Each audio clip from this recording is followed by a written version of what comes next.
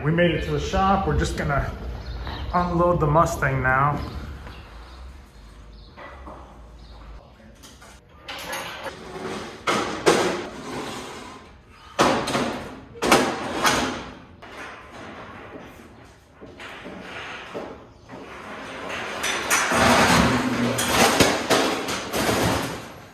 Oh my gosh! Guess that wasn't hooked up no more.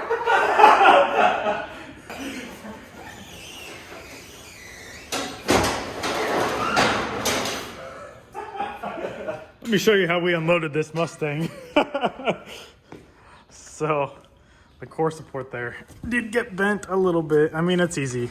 We could bend it back, but we were not expecting that. All right, so plan for today is I'm gonna take off all the tires, probably lower control arms so we can get the headers in. We're gonna try to put headers. Matt's gonna weld the sump. So we'll put the crossover tube in just to kind of get an idea of where the wastegate will fit. Then we'll punch a hole for the wastegate, weld that in, wrap that, and should start throwing it together.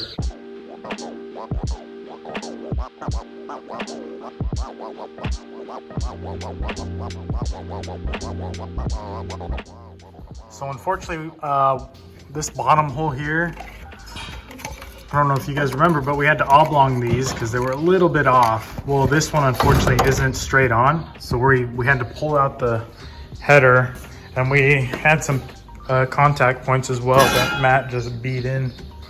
So we're just gonna have to drill that out real quick.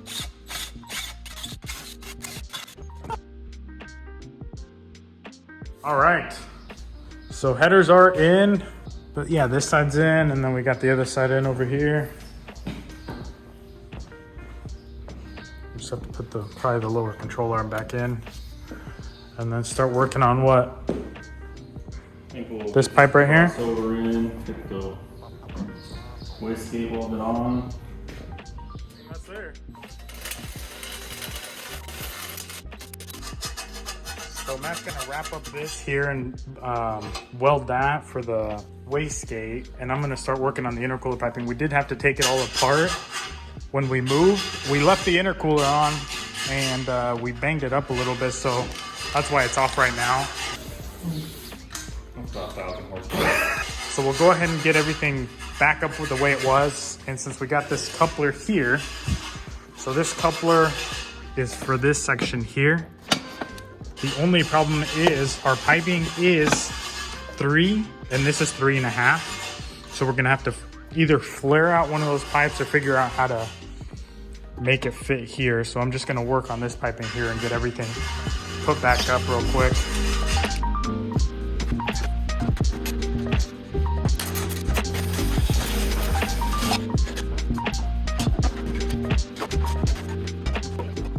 So I think this side is pretty well mocked up. This is all gonna be welded. Obviously the couplers are just for, so I can piece everything together.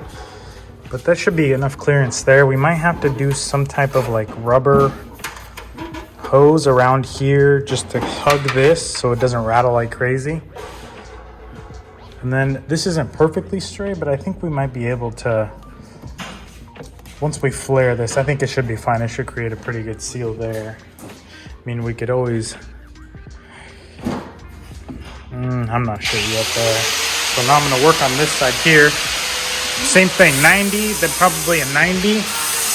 Come this way, and then probably a 90 up. So probably it's gonna be 90, 90, straight piece, 90 back up here. So let's go ahead and do that real quick. I think we should have enough pieces here to actually do that.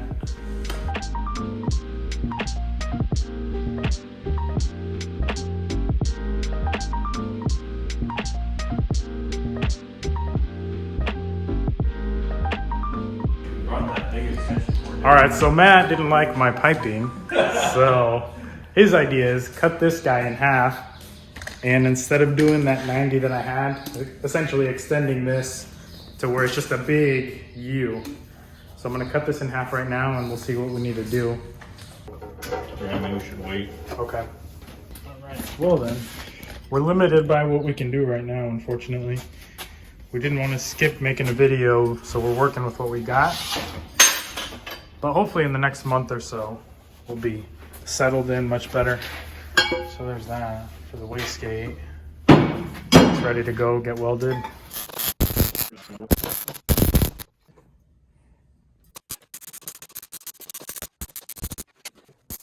We can, once that cools down, we can mount the wastegate, get the turbo mounted, put this up as well. You know, wrap this up. Yeah. All right, guys, I finished the tank. I got it all welded at least. I TIG welded the bungs in, and I would have TIG welded the whole thing, but there was still some of that coating on here and it was welding kind of funny, so I just MIG welded the rest, and then I'll just put water in it and see if it leaks. If it was all TIG welded, I probably wouldn't even bother. So that's the next thing to do. I got to find some 1/2-inch pipe plugs to put in there, and then we'll test it. Abraham's going to go ahead and wrap the crossover tube.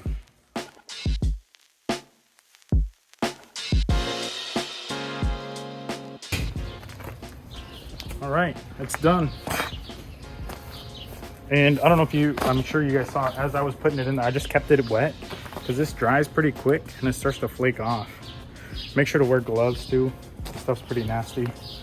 But I used a clamp here, here, none down here. I might put one down here, but I don't think so. And then one here, one here. And these, they're not really, they don't go on really tight. It's more of a, they just don't have a, it won't slip out. So you just get them as tight as you can. It's just so basically it doesn't unravel. But don't worry about getting them on there as tight as possible because they're not going to go on there very tight. So this is done, and see what else we got to do in there. With the move and everything, it's been kind of hard to keep track of everything. We tried to organize it as best we could, but there's just a bunch of boxes everywhere. You know, between here, the other garage, and the other shop. It's hard to keep track of everything. So we're still looking for the sway bar, not bolts, nuts. So we can mount the sway bar up here.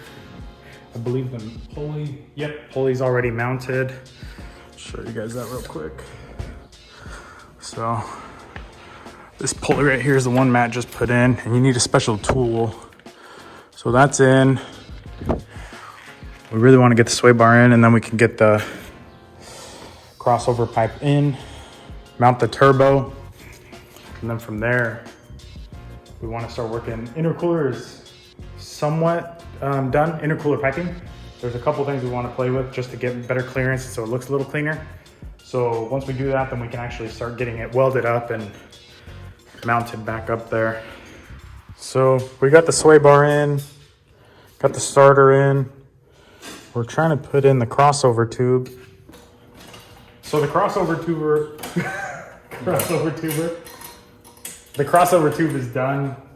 We're putting it in place. That's a different clamp. For whatever reason, the V-band clamps that we bought from Amazon, the Evil Energy, they stripped out, or as you're backing them out, they'll cross-thread themselves. Anyways, so don't buy those. Matt said he's used V-bands forever and he hasn't had issues up until we started using these Evil Energy ones.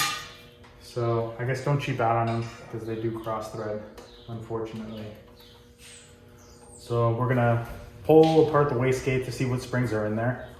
I think we're shooting for 10 pounds, right? Yeah. And that, I mean, they give you spring rates, but it changes depending on the motor size, depending on the intercooler piping. There's a back pressure, everything. So it's just kind of a guide. Kind of a starting point. Right, and then you can kind of break down, depending on what they say, based on what you're getting, you can kind of get your number for those spring rates, and then you can adjust from there, which is what we did with the IS300. Because technically we had, I think, 12 pounds of spring rate, and all we were getting was 7 pounds.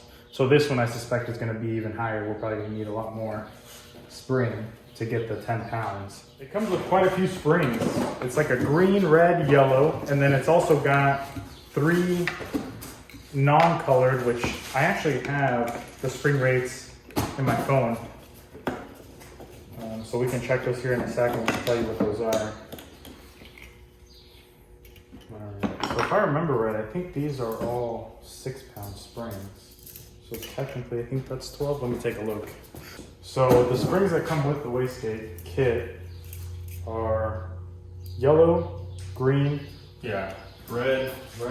and they're all different thicknesses so they can ride on these ribs here.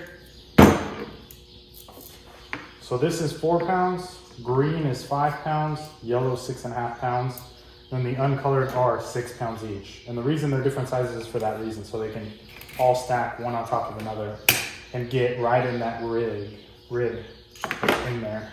Just see that. So we're gonna stick 11.5 pounds according to what VS Racing has, and I guess we won't know for sure what it is up until we turn on the car and start driving a little harder. You want a screw in there, dude? Crack it. Oh man. Alright.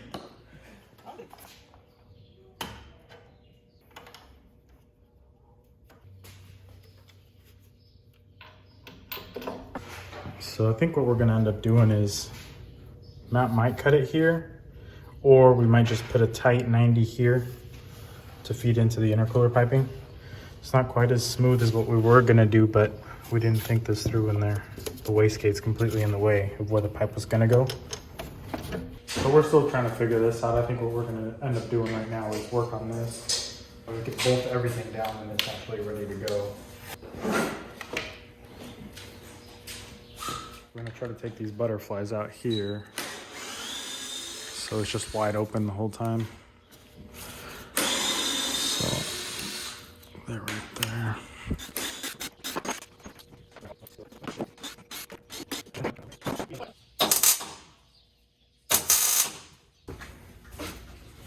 All right, and there it is. Just that tiny little tack right there. Yeah, sweet. Now we put gaskets in, put these back down. All right.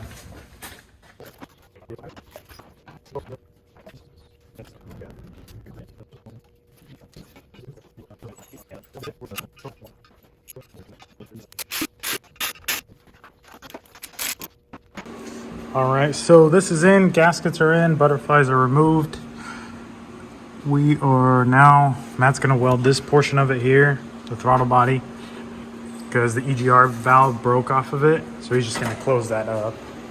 And I think we should be good there. We're gonna paint it after he does that. So this is the portion we broke off and we're lifting the motor. Sealed up, ready to go. Bad news, guys. You tell them bad news, dude. So we're gonna have to undo all this. But I mean, realistically, that's like you were saying, that's gonna be the easiest and probably fastest solution to all of this. Because we're gonna try to mount it up here, point it this way, cut into here. I don't know if you guys can see all that. There we go. So cut this out so we can tilt it back, but then that gets in the way of the reservoir there. And just kind of messes everything up, because once the reservoir is there, if we move it, we can't really point the 90 that way, we have to point it this way. So the easiest thing is just pull it off the crossover tube, unwrap it, seal the hole, and just move the wastegate over here. It's a pain in the butt, but it's going to be the easiest, since Matt did design it originally to point down. We just didn't think about when we mounted the wastegate where it should go. Yeah, I forgot about that. So, I mean, realistically, it's a simple fix. It's just a pain in the butt. Yeah. So, all right, I'm gonna rip it out.